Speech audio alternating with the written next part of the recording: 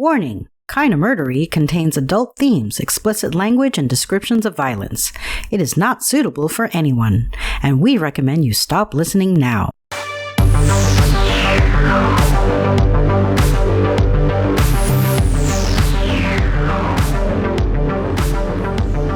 True crime with a dash of the paranormal, the garish, the strange, and the darkly comic.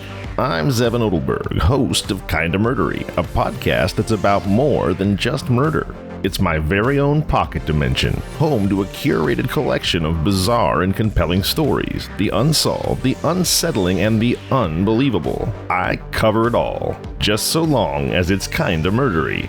It's true, it's all true, folks. I am Zevin Odelberg, and this is Kinda Murdery. We're officially well ensconced in November here. The clocks have changed. This is an interesting month, isn't it? It's a time when some men try not to have orgasms, others grow beards, and we're all forcibly re-educated that yes, in fact, pumpkin does go with everything. So those are my top line thoughts on the month of November, which really have nothing whatsoever to do with today's story, but they were musings that I felt compelled to share with you, and I did. Alright, on to today's story. A story that begins on Christmas Eve 1985, when a young boy's body is found frozen to death in a Nebraska cornfield. He's an Amish boy, in fact, but that's really just the beginning, so if you are ready, please join me now as we uncover what truths we can and solve what mysteries we may.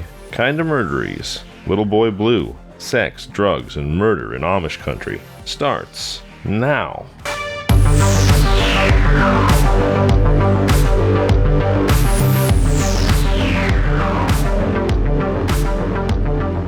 In the crisp silence of a Chester, Nebraska cornfield as Christmas Eve dawned in 1985, a solitary hunter was about to encounter a scene that would haunt the town's collective memory. The hunter, accustomed to solitude and the unremarkable findings of nature, spotted an anomaly amidst the snow-covered stalks. A seemingly innocent mannequin lay partly concealed by the winter's touch. Compelled by curiosity, the hunter approached, his breath visible in the cold air, his hands steadying himself for what he assumed would be a mundane discovery. As he swept away the snow, a chill of a different kind took hold. For it wasn't synthetic hair and plastic he revealed, but the body of a small human child, enigmatically swaddled in a blue blanket, an eerie stillness surrounding it. The hunter's tentative touch confirmed his worst fears. The body before him, once a vessel of young life, was now a frozen relic of a life stolen too soon. The peaceful little town was pierced by the macabre reality that they were now the backdrop of a grim Christmas tale. A child, whose laughter would no longer mingle with the jingle of holiday cheer, lay as a silent testimony to an unknown tragedy. The hunter, in that moment, transformed from a seeker of game to a discoverer of truths as he set off a cascade of questions that the frost-laden fields of Chester were reluctant to answer. Who was this child? How did they come to rest in such a forsaken state? The answers, like the boy, lay buried waiting for the thaw of truth. The discovery of the child's body turned the hunter from a mere witness to an urgent harbinger of a dark mystery that needed unraveling. His pulse quickening, he retraced his steps out of the cornfield, each footfall a heavy note in the otherwise silent expanse. He sought help with the weight of his grim find pressing down upon him, a burden that he could not bear alone. The police officers, upon their prompt arrival, plunged into the investigative fray. Their professional detachment was strained by the young age of the victim, and they were driven by the conviction that somewhere, perhaps within the quiet homes dotted across the sleepy town or beyond its borders, there was a void where this child had once existed. A family must be missing their little one. The sketch artist, with just a few strokes of his pencil, gave the boy a voice that his frozen lips could not muster. His visage, innocent and still, was cast across the region, a silent plea for recognition. Meanwhile, the autopsy, a meticulous search for truth within the silent testimony of his body, yielded more questions than answers. There were no marks of violence, no sign of disease. His death was as much a mystery as his identity. As the community faced the stark reality of the child's anonymity, Chester found unity in collective mourning. They refused to let him pass from this world without a name, without dignity. Little Boy Blue, that became the name. It was a moniker inspired by the tragic tableau in which he was found, and it became a symbol of the town's unwavering compassion. The residents, though few, demonstrated an outpouring of empathy that transcended the boy's unknown origins. A burial plot, funeral expenses, and a stone monument were not just offerings of charity. They were the town's way of adopting Little Boy Blue into their fold, posthumously weaving him into the fabric of their community history. It was an act of communal respect, a declaration that though he was found alone, he would not be left unclaimed. Chester had ensured that the boy, embraced by a blanket in death, would be enfolded by their care for eternity. The mystery of Little Boy Blue lingered, like a persistent shadow over Chester, Nebraska, until a flicker of light emerged from an unexpected source. Reader's Digest. The publication, with its vast reach, carried the story beyond the quiet fields of Chester into the collective consciousness of the nation. The story of the boy found in the cornfield, now shared with a wider audience, resonated with a profound echo, stirring memories and prompting action. From the heartland of Ohio, a call punctuated the steady flow of incoming tips. The caller's voice, tinged with the recognition of a distant memory, brought forth the name Danny Stutzman. Little Boy Blue looked like a boy named Danny Stutzman, and this boy, Danny Stutzman, had once lived in the simple tapestry of Amish life in Apple Creek, but had vanished from view, leaving behind an empty space in the community fabric. Simultaneously, a woman in the rugged expanses of Wyoming connected the haunting image with a child she knew, a child who had briefly found refuge under her roof. Indeed, she spoke of the same boy, a young boy named Danny Stutzman, and her testimony wove together the strands of Danny's last known months, a narrative thread that led to the business travels of his father, Eli. With a name and a possible narrative emerging from the shadows, the authorities sought the tangible truth that lay in the intricate patterns of Danny's palm print, which is an awfully fancy way of saying that they took Danny's palm print, which immediately brought clarity, the clarity of a puzzle piece fitting into place, and confirmed that indeed Little Boy Blue was Danny Stutzman, a child of 9 whose life's journey had ended in the harsh embrace of winter. A confirmed identity for Little Boy Blue brought relief to a community that had shouldered the unknown, but it also cast a stark light on the absence of Eli Stutzman, Danny's father. His whereabouts became the next mystery, a puzzle that law enforcement set out to solve with the same determination that had cracked the silence around the boy's identity. Yet, Eli Stutzman's trail was cold and meandering, a challenge that would test the resolve of those seeking justice for young Danny. You see, it was a near certainty that Eli Stutzman did not want to be found. But, his own desires notwithstanding, Eli Stutzman was eventually located in Azle, Texas after a protracted manhunt. Following his arrest on charges of felony child abuse, Stutzman provided investigators with a narrative that raised many questions. He initially stated that while traveling from Wyoming to Ohio for the holidays, his son Danny had become acutely ill and died unexpectedly in the truck. Later, he amended his story, suggesting that Danny had been suffering from an upper respiratory infection and had died in bed in his sleep. Contrary to what many of us might expect from a grieving parent, Stutzman's response to his son's death was to dispose of the body surreptitiously. He recounted how he had prayed over Danny before leaving him concealed under the snow in a remote Nebraska cornfield, proceeding on his journey without alerting authorities or seeking medical assistance. This course of action led to his arrest and the subsequent charge, as abandoning Danny's body and failing to report his death reflected a grave disregard for his son's welfare,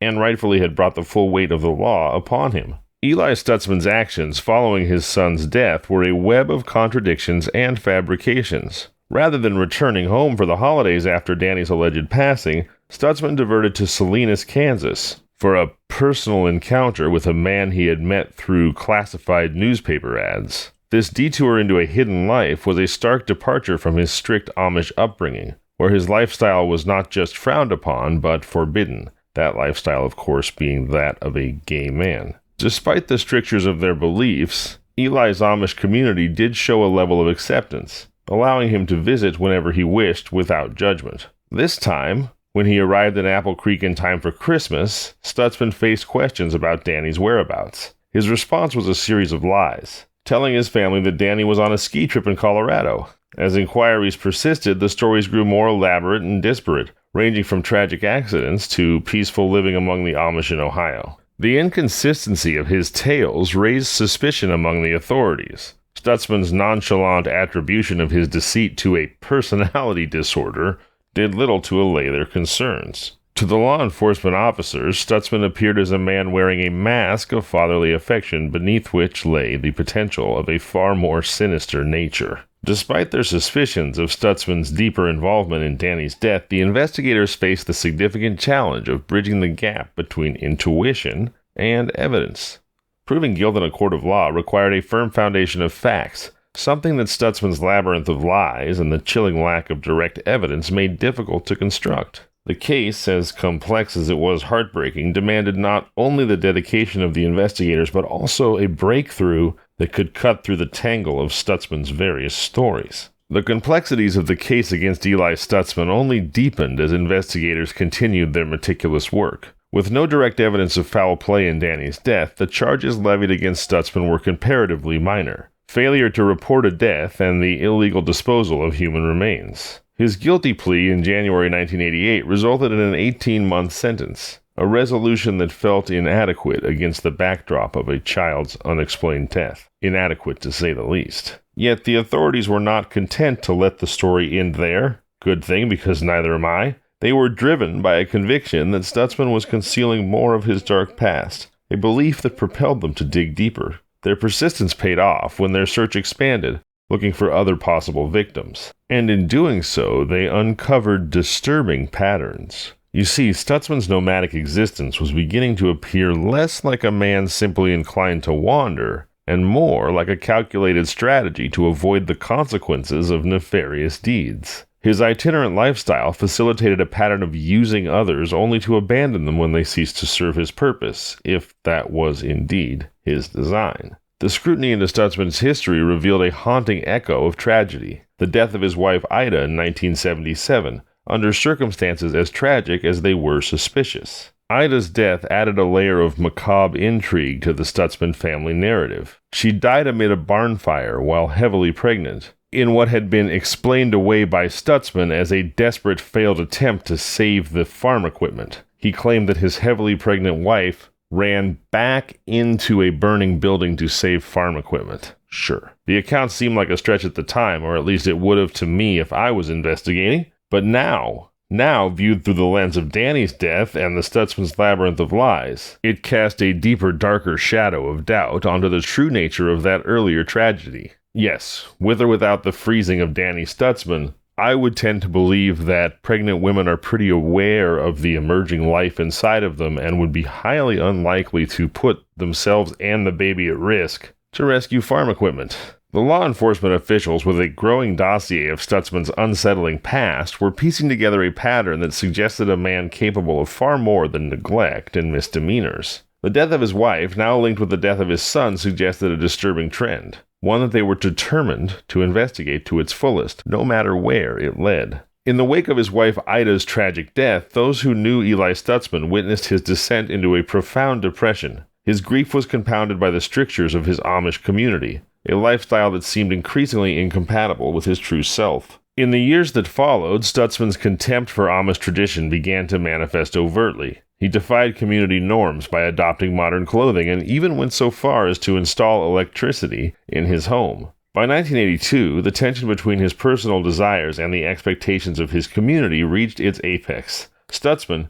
declaring his intention to leave behind the Amish way of life, relocated to Colorado with his 6-year-old son Danny. This decision was unsurprising to those familiar with Stutzman's inner conflict and his struggle to conform to a life that rejected modern conveniences and emphasized humility. For Stutzman, the Amish rejection of technology, like electricity and telephones, felt like a rejection of his identity, particularly of his forbidden sexual orientation. He had lived a dual existence in Apple Creek, Ohio, simultaneously a family man and secretly seeking companionship from men through personal advertisements. Detectives investigating Stutzman's past considered the possibility that Ida's death in the fire might not have been an accident, especially in light of his clandestine activities and the pressures of his double life. Through their inquiries, investigators learned of Stutzman's skill as a leather craftsman, a trade that often kept him on the road. Rather than burden himself with the responsibilities of childcare during his travels, he frequently relied on the goodwill of others to look after Danny, who was remembered as a compliant and trouble-free child. The family from Wyoming who had last provided a home for Danny recounted that Stutzman had returned for his son a few days before Christmas. He told them of plans to take Danny to Apple Creek to visit family, a story that ended with Danny's disappearance and the subsequent recognition of his face from a Reader's Digest article, forever changing the narrative of the Stutzman family. Eli Stutzman's time while Danny was in the care of the Wyoming family was not spent as the itinerant craftsman he'd portrayed himself to be. Instead, he was immersed in a hedonistic lifestyle, engaging with various men he met through personal ads. His demeanor, described as soft-spoken and amiable, facilitated these encounters, but for some, the experience of meeting Stutzman would take a dark turn. In Austin, Texas, the death of 24-year-old Glenn Pritchett presented a grim case. Found in a ditch, Pritchett had been executed with a gunshot to the head. With Stutzman abruptly leaving town around the same time, he became a prime suspect in the murder. As the legal net began to tighten, Stutzman, perhaps sensing the impending danger, took his son Danny and embarked on a fugitive journey. They drifted through New Mexico and Colorado, ultimately pausing in Lyman, Wyoming. The following months saw a macabre pattern emerge. In Durango, Colorado, the body of 36-year-old David Tyler, an acquaintance of Stutzman's, was found shot in the head in his pickup truck. The timing and connection to Stutzman were too stark to be ignored. The death of Dennis Slater, a psychology student, followed shortly after. Found in a liquor store basement, the scene of his murder, with homophobic slurs written in blood on the walls, pointed to a hate crime. Witnesses reported seeing someone resembling Stutzman near the liquor store before Slater's murder, adding another suspicious link to Stutzman's chain of associations. Less than 3 weeks later, the tragic discovery of young Danny Stutzman's body in a Nebraska cornfield added to the burgeoning trail of death that seemed to shadow Eli Stutzman's movements. Confronted with this series of violent deaths, each with a thread leading back to Stutzman, investigators were compelled to act. They resolved to confront the man who had become the focal point of these tragedies, seeking answers to a growing list of grim questions. Their next step was to sit down with Stutzman for what was sure to be an intensive interrogation, as they worked to piece together the truth behind the suspicious deaths and determine his involvement, if any, in these crimes. Eli Stutzman was released from Nebraska prison after the 18 months he served for failure to report a death and improperly disposing of a body. But his taste of freedom would be brief, curtailed by the long arm of Texas law enforcement. Despite his assertions of innocence regarding Glenn Pritchett's death, the evidence amassed against him led to a charge of murder. The subsequent trial culminated in a guilty verdict, and, on July 31, 1989, Stutzman was handed a substantial sentence of 40 years for the murder of Glenn Pritchett. Well, 40 years sounds like a pretty righteous outcome for a terrible, terrible story full of heinous crimes. But the justice system's gears turned, and in an outcome that many would find startling, Stutzman was released after serving just 13 years of his 40-year sentence. His re-entry into society after being convicted of such a serious crime, a murder, and linked to several other suspicious deaths, including that of his own wife and son, raised eyebrows, to say the least, and likely caused considerable concern among those who had followed the grim saga of Stutzman's past. The shadow of his previous actions would undoubtedly linger both for him and for the communities affected by the tragedies associated with his name. In the later stages of his life, Eli Stutzman's story continued to be one of complexity and contradiction. Residing in Fort Worth, Texas, he occupied a one-bedroom apartment and mingled with a dubious circle of acquaintances, drug addicts, and sex workers. While open about his stint in prison, he hid the true nature of his incarceration, attributing it to drug offenses rather than to the murder conviction that had actually confined him. Stutzman's personal history, as he recounted it, varied depending on the audience. To some he was a lifelong bachelor, to others a bereaved widower with a son raised by grandparents, a son with whom he claimed to be in regular contact. He was plagued by financial instability as his efforts to sustain himself through his leather craft were insufficient. The specter of eviction loomed, exacerbated by his addiction to cocaine and the physical and emotional toll of living HIV positive. On January 31, 2007, the final chapter of Stutzman's troubled life came to a close. Concerned friends discovered his lifeless body in his apartment, leading to a coroner's inquest that concluded suicide by self-inflicted knife wound. Stutzman's estrangement from his roots was crystallized in death as the Amish community in Apple Creek declined to claim his remains. The state stepped in, and Stutzman was laid to rest at Cedar Hill Memorial Park in Arlington, Texas. Despite the official ruling of suicide, there were those who suspected foul play, citing the dubious nature of his associates and unexpected bloodstains found away from where his body was discovered. Skeptics questioned the narrative that he had wandered around the apartment before succumbing to his injuries on the couch. Investigators, however, remained steadfast in their conclusion, pointing to the scene of his death, under a comforter with the television still on, as indicative of a solitary and deliberate act. They argue that the nature of the wound allowed for a slow bleed, which would have enabled him to move around before settling down to face the end of his life. The tale of Eli Stutzman is a tapestry woven with threads of mystery, suspicion, and the unresolved. Convicted for the murder of Glenn Pritchett, Stutzman was also a figure of interest in a series of deaths that presented more questions than answers. The 1977 fire that claimed the life of his wife Ida and their unborn child remained a cold case, with the insular nature of the Amish community presenting obstacles to a thorough investigation. The death of his son Danny, known poignantly as Little Boy Blue, was another sorrowful chapter that law enforcement in Nebraska couldn't conclusively close. The absence of trauma on the boy's body left authorities with little recourse but to leave the case open, awaiting new leads that never came. The connections to David Tyler and Dennis Slater, both of whom Stutzman knew and both of whom met violent ends, only deepened the aura of suspicion surrounding him. Yet the lack of concrete evidence rendered the cases against him tenuous, leaving a trail of speculation in their wake. The true extent of Stutzman's crimes, if indeed there were more than the one for which he was convicted, remained shrouded in the shadows of the unknown. His itinerant lifestyle and clandestine meetings spread across the map suggest the possibility that his involvement in criminal activities might have been far more extensive than the record states, which is kind of a non-specific way of pointing out that Stutzman could possibly have been involved in any number of unsolved murders and deaths across any number of states over the decades.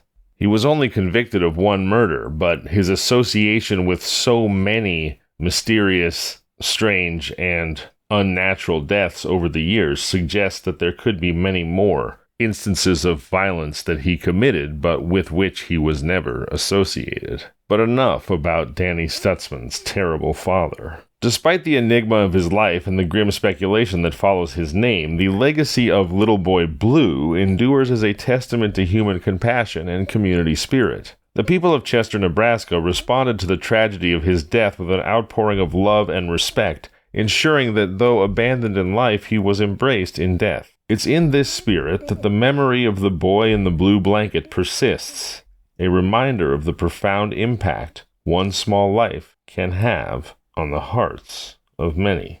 Before I let you go, given the subject matter of this story, I'd like to offer you just a quick reminder of the free 3-digit lifeline number 988 that you can call anytime, 24 hours a day, 7 days a week to receive immediate counseling for substance use, mental health, or suicidal thoughts. So if you find yourself in a dark place, please do call 988. Please do remember that you are loved and the world is a better place with you in it. Until next time, I'm Zevin Odelberg, and this has been Kinda Murdery.